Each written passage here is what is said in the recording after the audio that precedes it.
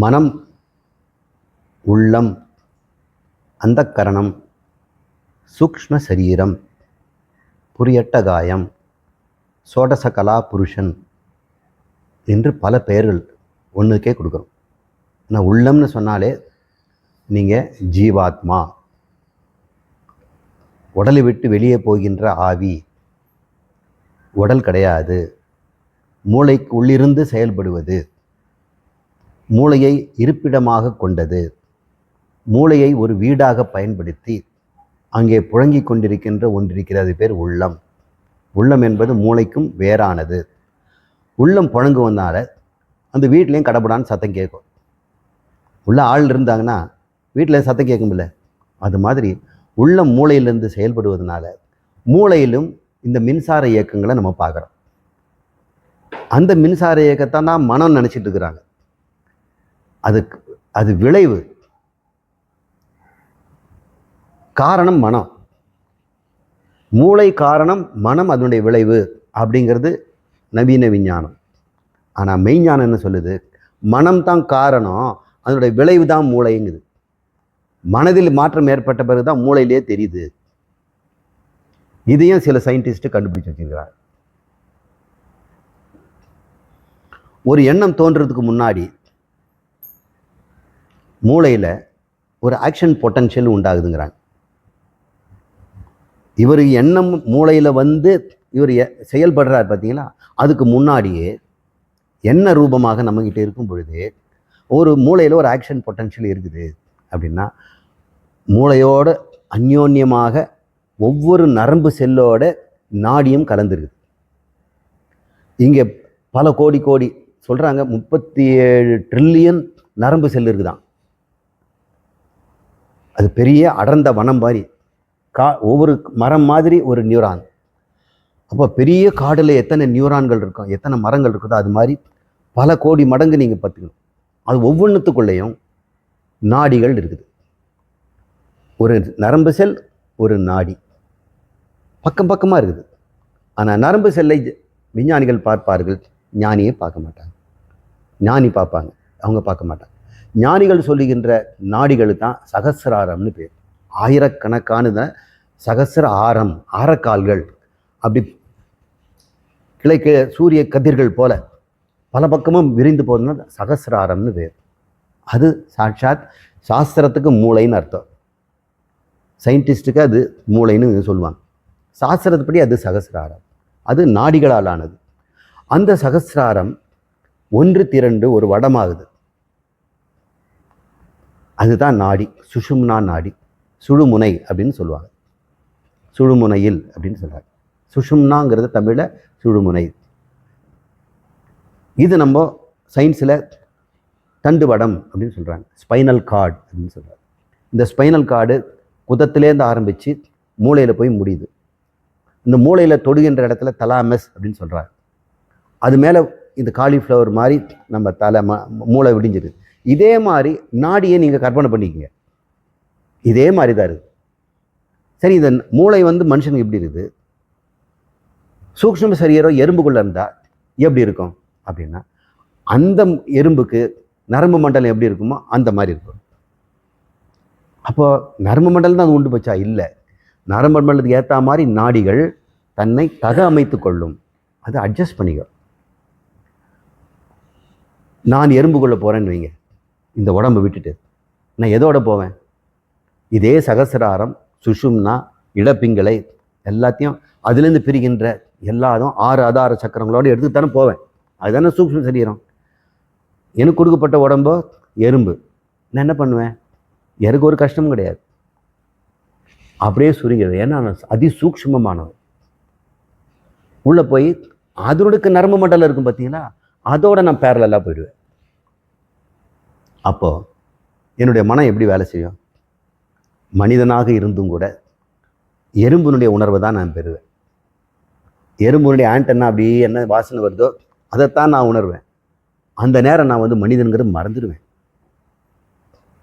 இந்த உணர்வுகள் என்னை வந்து தூக்கி வாரி போட்டுடும். 2 காலம் நடந்து இப்போ வந்து 6 காலம் நடப்பேன். 3 டைமென்ஷனில் இருந்த உலகம் இப்போ வந்து 2 டைமென்ஷனாக தெரியும். இந்த திகைப்புலேருந்து நான் வெளிவர முடியாது. அப்போ நான் யார் மனிதன்கிறது எனக்கு எப்படி தெரியாது?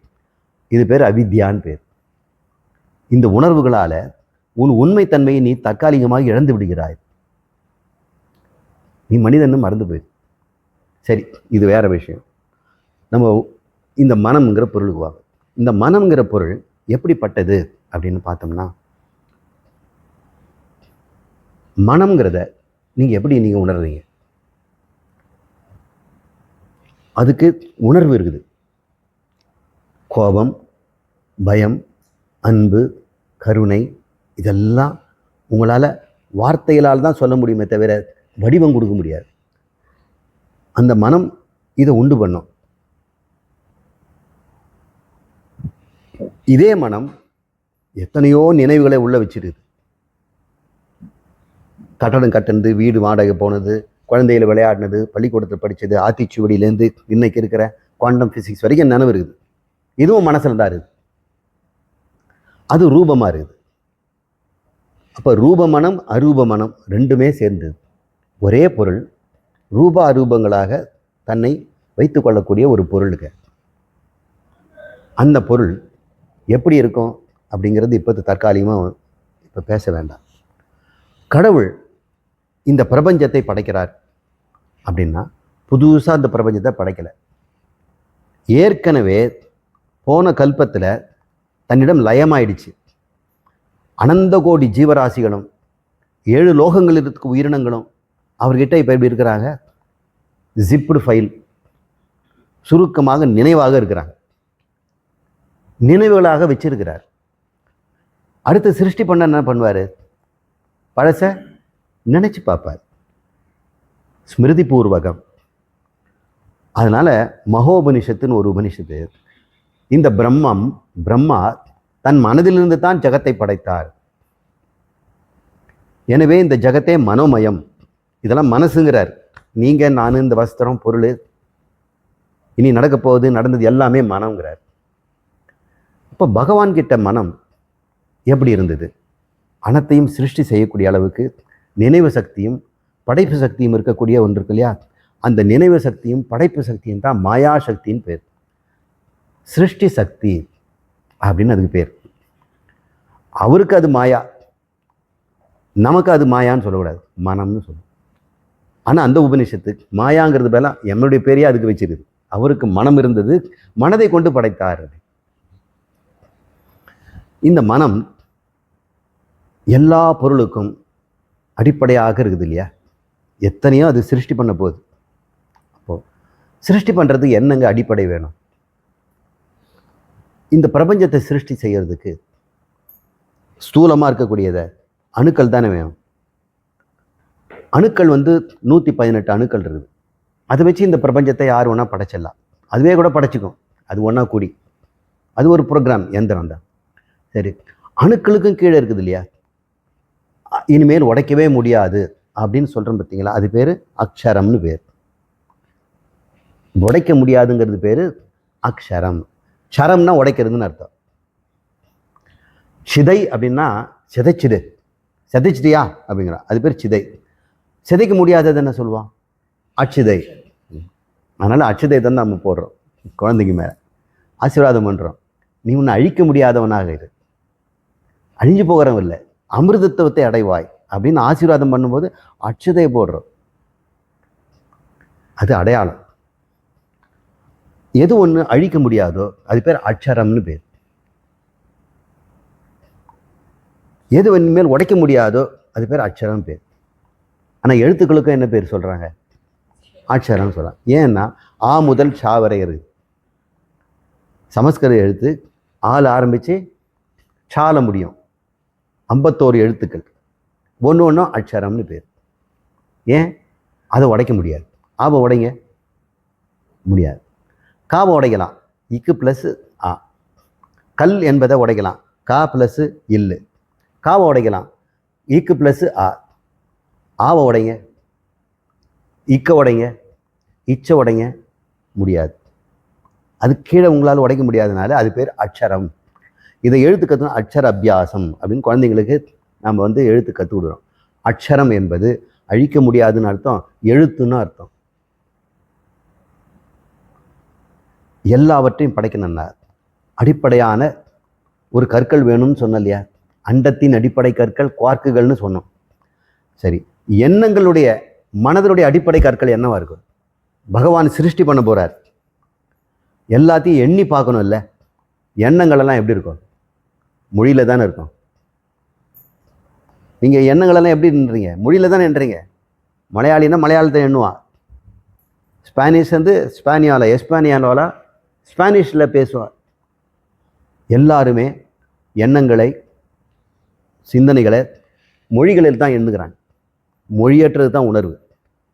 இப்போ உணர்வுகளுக்கு மொழிகளுக்கும் அடிப்படையாக ஒரு ஸ்ட்ரக்சர் வேணும் இல்லை? அதுதான் அக்ஷரம்னு பேர்.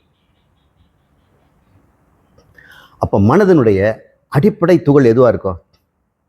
அக்ஷரங்களாகத்தான் இருக்கும், எழுத்துக்களாகத்தான் இருக்கும். எழுத்தறிவித்தவன் இறைவன் ஆகும்.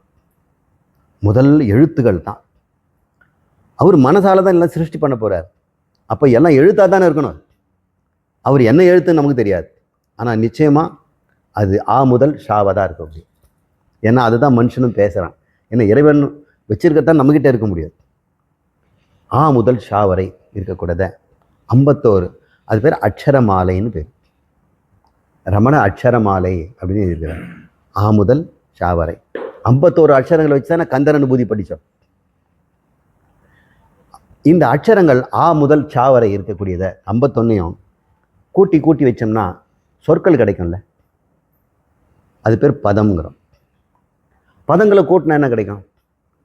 சென்டென்ஸ் வரும், வாக்கியம் வரும். வாக்கியங்களை ஒன்றா சேர்த்தா என்ன ஆகும்? மந்திரங்கள் உண்டாகும்.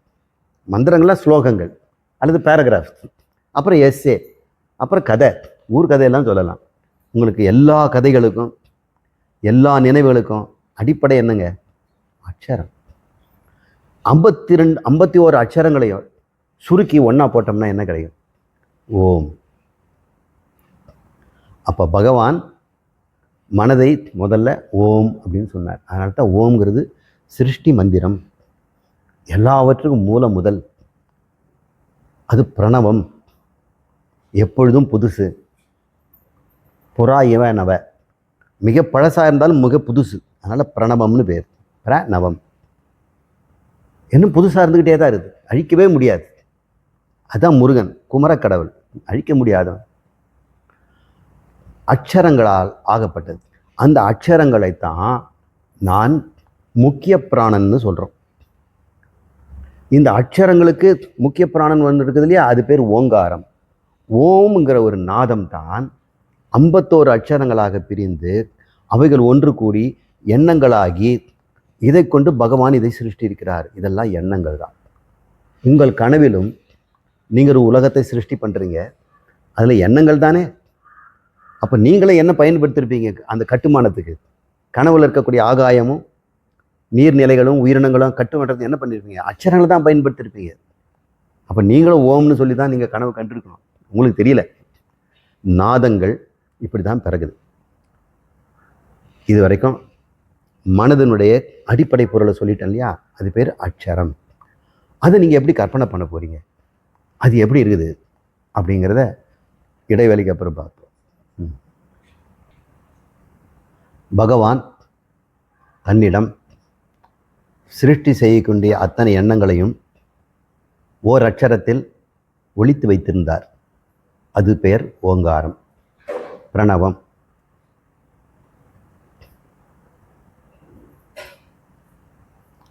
அந்த பொருள் சுருக்கி திரட்டப்பட்டது இல்லையா? எல்லா உலகத்தையுமே அக்ஷரங்களாக சுருக்கி 51 ஒன்றாகிட்டார். அனைத்து கோடி ஜீவர்களுடைய கர்மங்களோட எண்ணங்களாக தான் இருக்குது. உன்னுடையது என்னுடைய இதெல்லாம் லயமாகும் பொழுது என்னுடைய எல்லார் எண்ணமும் அக்ஷரங்களாக மாறி ஓங்காரத்தில் இருக்குது. அந்த ஓங்காரத்தை தான் அவர் மாயா அப்படின்னு சொல்கிறார். அவர் மௌனம், ஆனால் ஓங்காரம். இந்த மாயாவை 2ஆக பயன்படுத்துகிறார். ஸ்தூலமாகவும் மலினமாகவும் அவர் பயன்படுத்துகிறார். மனிதனுடைய எல்லாருடைய எண்ணங்களும் அவர் சிருஷ்டி பண்ணணும் இல்லையா? போன பிரபஞ்சத்தில் இருந்ததை இப்போ பண்ணணும்னா அவங்களுக்கு மனசு அவங்களுக்கு கொடுக்கணும் இல்லை, அவங்க மனசில் இருக்கிற எண்ணங்களெல்லாம் அவர் பத்திரமா வச்சுருக்கணும் இல்லையா? அதெல்லாம் கொடுக்கறதுனால அந்த மாயா சக்தி ஏற்கனவே அழுக்கடைந்திருக்குது, பாப புண்ணியங்களால் அழுக்கடைந்தது. அதனால் மலின மாயா, மலின சத்துவம்னு பேர், இது மலினம். ஆனால் அவர்கிட்ட ஒன்று இருக்குது பாருங்க, அது தூய மாயா, அது தூமாயா அப்படின்னு சொல்லுவாங்க. தூயமா, சுத்த மாயா, இது மலின சத்துவம். அவர் என்ன பண்ணுறாரு, பத்திரமா கொஞ்சம் தன்னுடைய பிரணவத்தை பத்திரம் வச்சிருக்கிறார், பிராணனை.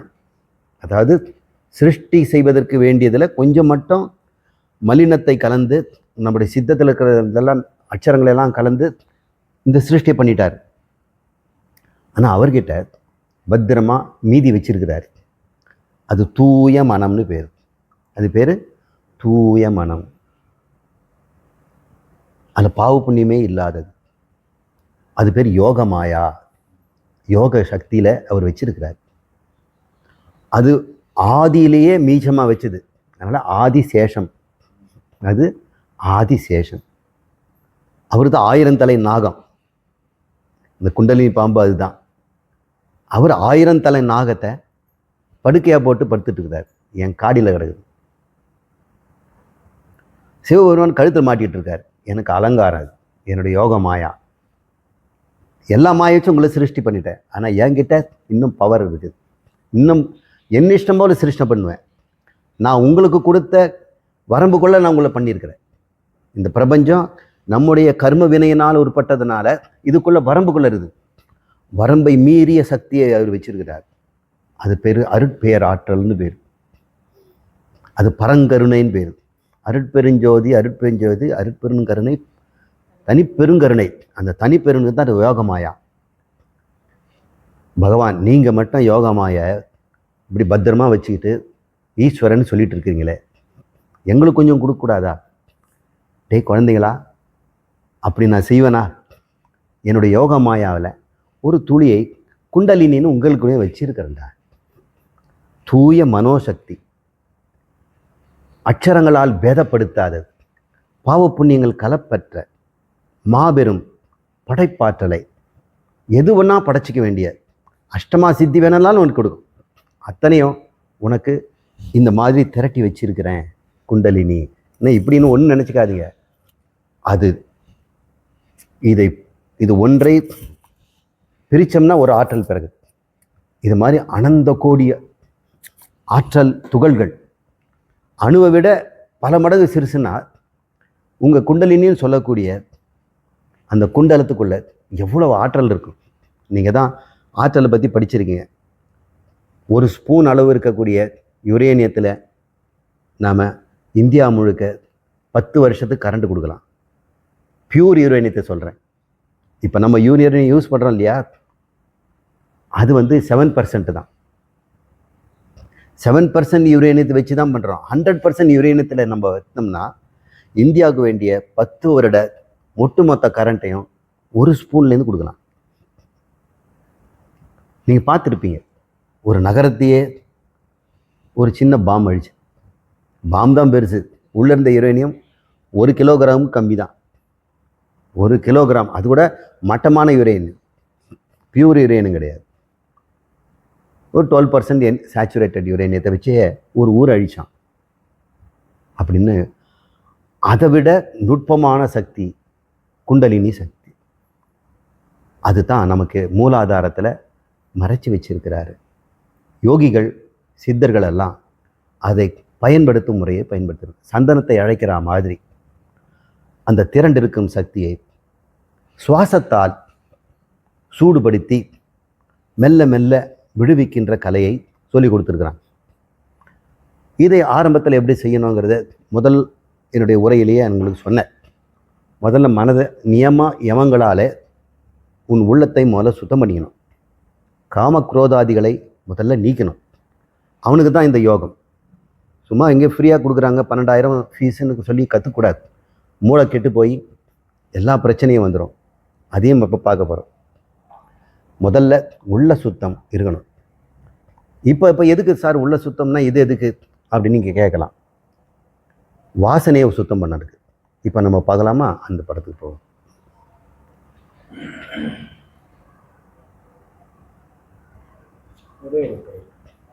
மலின மாய அந்த தூய மாய அதை ஒரு இடத்துல தான் இருக்க முடியும். எங்கே இருக்கும்? கடவுள். ஆமாம். அப்போ உங்ககிட்ட படைப்பாற்றலை நீங்கள் வந்து யூஸ் பண்ணால் கூட வச்சுருக்கலாம் இல்லை?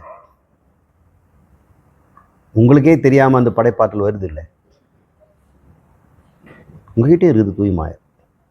நீங்கள் அதை பயன்படுத்திட்டு தான் இருக்கிறீங்க. நீங்கள் ப்ரோக்ராம் படி நீங்கள் நடக்கிறது இல்லையே. திடீர்னு ப்ரோக்ராம் மாற்றுறீங்கல்ல. இல்லைங்க, இன்றைக்கி ப்ரோக்ராம் மாற்றிட்டேன்.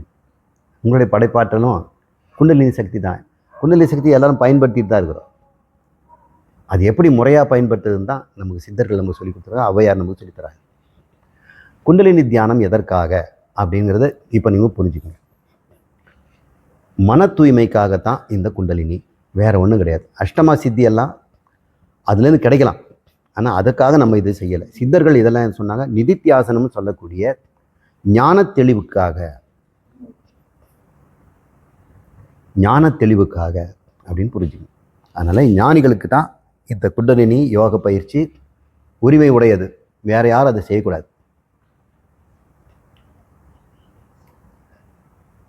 ஞானிகள் யார்? அவங்களாம் சிரவண மன்னனத்தில் ஐயன் திரிபர தன்னை பிரம்மம் என்று விளங்கி கொண்டவர்கள். அப்புறம் விளங்கியாச்சு, அப்புறம் எதுக்கு இருந்தாலும் மூளையில் பழைய ரசாயனம் தேங்கியிருக்குது. அந்த மூளை இருக்க பழைய ரசாயனம் திருந்திய மனதையும் கெடுக்கும். ஏன்னா மனம் நாடிகளால் ஆனது, மூளையோ நரம்பால் ஆனது. நாடி நரம்போ ஒன்றாக பிணைந்து இருக்கிறது. மனம் மாறினாலும் மூளை இன்னும் ரசாயனத்தினால் மாறாமல் இருக்கு. இந்த ரசாயனத்தை மாற்றணும். இது மாற்றுவதற்கு நாம் என்ன செய்யணும்? இந்த ரசாயன மாற்றம் எப்படி நடக்குது? இது நிதித்தியாசம் செய்கின்ற ஞானிகளுக்கான ஒரு கலை. அதனால் இந்த கலையை நாம் அவர்களுக்காக தான் சொல்கிறோம். மன தூய்மைக்காக இந்த குண்டலினி ஆற்றலை நம்ம பயன்படுத்தணும். ஏன்னா குண்டலினி என்பதே தூய மனம்தான். ஏற்கனவே கெட்டு போயிருக்கின்ற, அழுக்கடைந்த, மலினமடைந்த, மாசடைந்த மனதை தூய்மைப்படுத்துவதற்கு நாம் புதிதாக ஒரு மனதை உண்டு பண்ணுகிறோம். புதிய மனோசக்தியை உற்பத்தி செய்கிறோம். சரி, மன மாசு எது? அதை சொல்லுங்கள் முதல்ல. அது தெரிஞ்சாதானே அது எப்படி க்ளீன் பண்ணுறதுன்னு தெரியாது. மனசில் என்ன அழுக்கு இருக்குது? மனசில் இருக்கிற அழுக்கெல்லாம் கர்ம வினைகள் அப்படின்னு சொல்கிறாங்க. கர்மங்கள்லாம் அனந்த கோடி பிறவிகளாக நாம் எவ்வளவோ கர்மங்களை செய்திருக்கிறோம். தர்மமும் செய்திருக்கிறோம், அதர்மமும் செய்திருக்கிறோம். அப்போ நம்மிடம் நிறைய புண்ணியங்களும் இருக்குது, அளக்கரிய பாவங்களும் இருக்குது. எந்த பாவமும் புண்ணியம் இல்லாமல் இல்லை, எந்த புண்ணியமும் பாவம் இல்லாமல் இல்லை. ஒரு புண்ணியம் செய்தோம்னா கூட கொஞ்சம் பாவம் வரும். எப்படி நம்ம செய்ய முடியும்? நெய்யை ஊற்றி அக்னி செய்து புண்ணியத்தை உண்டாக்குனா கூட ஒரு பசு வதை பண்ணி தானே நம்ம நெய்யை எடுத்துருக்குறோம். எல்லாமே ஒரு பாவ கலப்போடு தான் இருக்குது. தயவுசெய்து சுத்தமாக 100% பியூர் புண்ணியம் யாரும் ஒன்றும் உண்டாக்க முடியாது. யாருக்காவது இம்சை கொடுக்காம நம்ம அகிம்சை கடைபிடிக்க முடியறதில்லை. அகிம்சையே இம்சையை உண்டு பண்ணும் போல் இருக்குது. இப்படி நம்ம புரிஞ்சுக்கணும். இது இயற்கை நியதி, இது தர்மம். அப்படிப்பட்ட பாவ புண்ணியங்கள் தான் மனதில் இருக்கின்ற மாசு. அது எப்படி சார் அப்படி பண்ணணும்? அந்த பாவமும் புண்ணியமும் தான் உனக்கு உடம்பு கொடுக்குது. உடம்புனால தான் காமம் ஏற்படுது. ஏன்னா உடம்புக்காகவும் மனசுக்காகவும் காமம். காமம் வந்துடுச்சுன்னா கர்மம் வந்துடும். கர்மம் வந்துடுச்சுன்னா பாவ புண்ணியம். பாவ புண்ணியம் வந்துச்சுன்னா உடம்பு வந்துடும். இப்படி இது ஒரு விஷய சர்க்கிள்னு சொல்லக்கூடிய ஒரு சுழற்சியில் இருக்கிறதுனால இதை நம்ம சம்சார சக்கரம், சாகரம் அப்படின்னு தான் சொல்கிறோம். இதிலிருந்து விடுபடணும்னா முதல்ல மனதில் இருக்கக்கூடிய பாவ புண்ணியத்தை நீக்கணும். பாவ புண்ணியம் நீக்கிடுச்சுன்னா அடுத்து பிறவி இருக்காது. ஞானத்தினால நான் ஆத்மான்னு தெரிந்தாலும் கூட பழைய பாவ புண்ணியங்கள் மண்டி கிடைக்கின்ற மனம் மூளையோடு சம்பந்தப்பட்டு பழைய ரசாயனத்தோடே ஊறி கிடக்கு.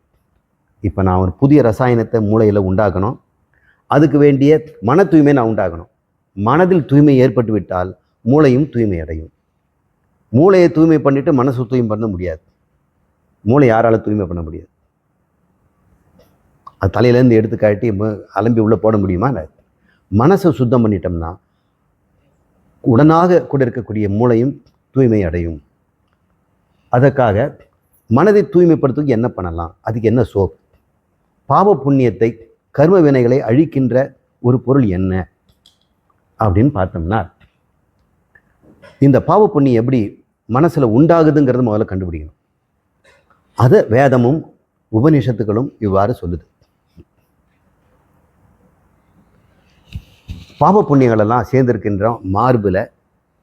இந்த இடம் பேர் என்னங்க? என்ன சக்கரை இது? அநாகத சக்கரை. இங்கே தான் சித்தம் இருக்கிறது. இங்கே தான் சித்தம்ங்கிற பல ஜென்மங்களாக செய்த பாவ புண்ணியங்களெல்லாம் நினைவாக இருக்குது, வாசனைகளாக இருக்குது. பெருங்காய டப்பாவில் பெருங்காயம் இல்லாவிட்டாலும் டப்பாவில் எவ்வளோ கழுவினாலும் வாசனை வந்துக்கிட்டே இருக்கும், தவிர்க்கவே முடியாது. இது போல் எவ்வளவு தான் கர்மங்களை நாம் செய்து முடித்தாலும் வாசனைகள் உள்ளே இருந்துக்கிட்டே இருக்கும். இந்த வாசனைகள் எண்ணங்களாக எழணும். எண்ணங்கள் எப்படிப்பட்டதாக இருக்குது? அட்சரங்களாக இருக்குது இல்லையா? இப்போ அட்சரங்களை இங்கே எழுப்பணும். இந்த அட்சரங்களுக்கு ஆரம்ப காலமாக இருக்கக்கூடிய அட்சரங்களுக்கெல்லாம் மீறிய ஒன்று இருக்குது. அது பேர் பறைன்னு பேர். அன்று பறை தருவான் கோவிந்தா. பாவை நோன்பு பறைக்காக. பறை தருவாய் எம்பேலோ, பறை தருவாய் அப்படின்னு ஆண்டாள் கேட்குறா. பறைங்கிறது என்ன? தூய மனசு. அதுதான் பராசக்தி. அந்த பறை எல்லார்கிட்டும் குண்டலினி என்ற இடத்துல இருக்குது. அது கொஞ்சம் கொஞ்சமாக மனதுங்கிற பொருளை உற்பத்தி பண்ணுது. எல்லாருக்கும் மனங்கிற பொருள் தினமும் உற்பத்தி ஆகிட்டே இருக்குது. ஆனால் அது எப்படிப்பட்டது? அது சுத்தமாக இருக்குது, தூய மனம். ஆனால் மேலே எழுந்து வருது. எழுந்து வரும் பொழுது அடுத்து சூக்ஷ்மம் என்ற இடத்துல அது தயாராகுது. எல்லாம் வேதம் சொல்லுது. நமக்கு இதுக்கு அதிக நேரம் இதுக்கு செலவு பண்ண வேண்டாம், இன்னொரு சமயம் இருக்கும்போது இதை பற்றி பேசும். இந்த சூக்ஷ்மம் மத்தியமை என்ற இடத்துல கொஞ்சம் மாற்றத்தை அடுக்குது. அதுக்கப்புறம் பஷ்யந்தி, அதை நாம் பார்க்கின்ற நிலையில் இருக்கிறோம். ஏதோ ஒரு மனசுலையே எனக்கு எண்ணம் வருதுன்னு உங்களுக்கு தோணுது, ஆனால் என்னன்னு தெரியல. அது இந்த மார்பில் அநாகதத்தில் வந்த உடனே அட்சரங்களாக மாறும். இங்கே ஏற்கனவே தான் கர்ம வினை இருக்குது. புது மனம் தூய்மையாக வெளிவருது. ஒளி ரூபமாக இந்த சுஷும்னா நாடி வழியாக, இடப்புங்களை வழியாக வந்து இங்கே சேரும் பொழுது அசிங்கப்படுது. இங்கே சித்தத்தில் வந்த உடனே குண்டலின்னு வந்த தூய மனம் அழுக்கடைந்து எண்ணங்களாக மாறுது. அதை தான் பஷ்யந்திங்கிறான். பஷ்யந்தின்னா டு பி சீன், பார்க்கும்படி இருக்கிறது. அது சைவ சித்தாந்தம் சொல்ல மயில் முட்டையும்பாங்க. மயில் முட்டையில் மயிலினுடைய எத்தனை நிறங்களும் இருக்குது இல்லை, ஆனால் உடைச்சா என்ன இருக்குது? ஒன்றும் தெரியல, சூக்ஷ்மமாக இருக்குது. அதனால் இந்த பறை சூக்ஷ்மம் மத்தியமை தாண்டி பஷ்யந்தின்ற நிலையில் வரும் பொழுது நமக்கே ஏதோ ஒரு உணர்வு, பயம் மாதிரி இருக்குதே, அன்பு பிறக்குதே, இவரை பார்த்த உடனே சந்தித்து பேசணும்னு தோணுதே, இவரை பார்த்தா ஓடி உடஞ்சிடலான்னு தோணுதே, ஏன்னு தெரிய மாட்டேன். அது நிலை வந்த உடனே தொண்டை பகுதி வருது. இங்கே வந்த உடனே அது விகாரப்படுது.